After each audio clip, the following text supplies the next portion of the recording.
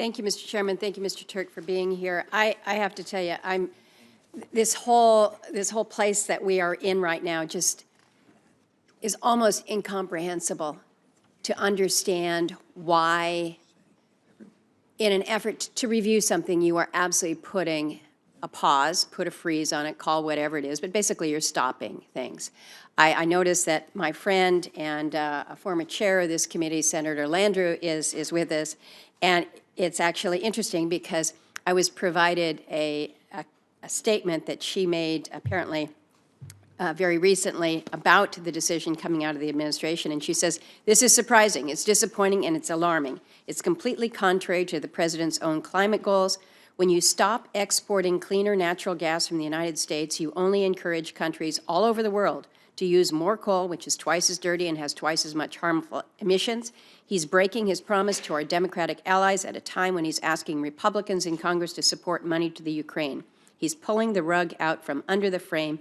It doesn't make any sense." Well, Mary, know that I agree. I think it makes no sense. So you've just responded to Senator Cortez Masto that you're going to have this very transparent process. People are going to be able to have comment. It was kind of stunning. You have to admit that it was kind of stunning that there was no public process leading up to this. There was no Federal Register notice. Just all of a sudden, one Friday, it's always on a Friday afternoon, January 26th, we hear that there is this pause, a pause in further LNG exports to non-FTA so that you can do this review. I'm trying to understand whether there's actually a strategy in defining the scope of the review, whether or not there was any direction provided for an operating timeline, because it's not just Senator Barrasso, it's not the New York Times. You have to acknowledge that there's a fair amount of skepticism and cynicism about this and the politics of the timing, with a president who is trying to get well with the environmental community because he may have done something right from an energy security perspective in approving a project like the Willow Project up north. He did the right thing there. The administration did the right thing there. But now, blame it on TikTok or blame it on whatever, but we're in a place that just doesn't seem to make sense. And it doesn't make sense from an economic perspective, from a trade perspective. But I want to follow on Senator Manchin, talking about the national security implications. Because right now the world is crazy out there, and we know this all too well. We need to be able to send a message to our friends and allies that you can actually trust the United States to be true to their word, that we're more than just talk, but that will actually be there with some substance. And we can send money, or we can send natural gas, LNG. We can help our friends and allies, and that's where we have made an extraordinary difference. So, a couple questions here before I run out of time. First of all, Undersecretary Crabtree, he was at a conference in Italy last week. He stated that this review will be made in a few months' time. That analysis will be available for public comment, not just limited to public comment in the U.S. Our allies, both in the government and industry around the world, can feel free to comment. It will be a robust analysis. Do you agree with Undersecretary Crabtree that this is going to be done in a few months? So again, I'm not going to put a specific timeline on it, but we're going to do it as expeditiously as possible. Do you think that he's being realistic with that statement then? I think when you see the kinds of our independent energy data nerds, EIA, telling us, take a look at the convergence, the potential convergence in price, the fact that we right now have such an advantage, we pay 5 to 6 times less. What does that mean as we export more and more natural gas? There are a lot of questions here, Senator. I completely agree with your point. There's a lot of questions, but and that's what we need to answer. That's why we're doing this kind of analysis and review. We were surprised when we saw this on Friday afternoon of the 26th. Were our allies equally surprised? Were they given a heads up or any indication as to this action? We have allies, Germany, Japan. They currently have offtake agreements with the CP2 export facility.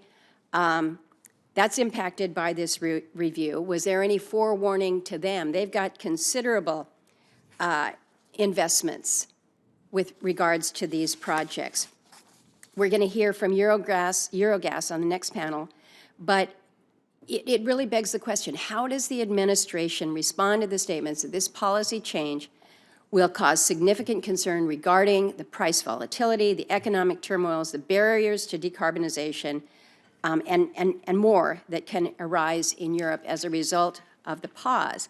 And so it's not just us, but does the department consider the security of our allies as a component to national security, and whether or not these were factored in before this surprise announcement? I mean, this is impact to our economy, this is impact to our trade, and this is impact to our national security. And what we have now is you're going to have a robust process.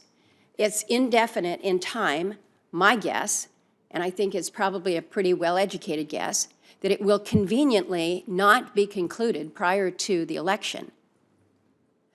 It's stunning to me that in an effort to, again, try to get well with the environmental community, you would put so many security components at risk. Thank you, Mr. Chairman. I'm happy to answer that if there's time. Sure, go on the ahead. national security piece, and certainly, Senator, happy to have more conversations. When Senator Chairman Manchin called me, I was at the airport flying home on a trip, and the chairman said, "We want to have you come up as quickly as possible in order to," I think the way you put it, Senator, was take the temperature down. Let's get good facts on the table. Let's actually talk about what we're doing with this pause and review. That's why I'm here, happy to answer any and all questions. I've really appreciated all our conversations over many, many years, Senator, and anything that I can do, anything that we can do to talk this through. We don't want to kill the messenger here, but you are the one who is in the hot seat right now. I will say on the national security side, maybe two points. One, I think it's incredibly useful, again, to go back to the numbers, to go back to the fact that we've already tripled our natural gas exports from our country. We're on target with LNG facilities already under construction, which won't be impacted by this pause at all, to double, again, roughly to 26 BCF per day. And we've got authorizations above and beyond that. So our volume of natural gas exports is increasing at the same time Europe's demand is actually decreasing. And so I feel very comfortable that we are taking care of our European allies, our other allies like Korea, like Asia. And I think it's incredibly important to listen to the governments themselves. I know we've got a representative from the European Industry Association for Natural Gas. That is a perspective, but I think it's more important to listen to what the Europeans are actually saying. The European Commission has said publicly this pause will not have any short or medium-term impact on EU's security of supply. So again, I think it's important to listen to everyone. Let me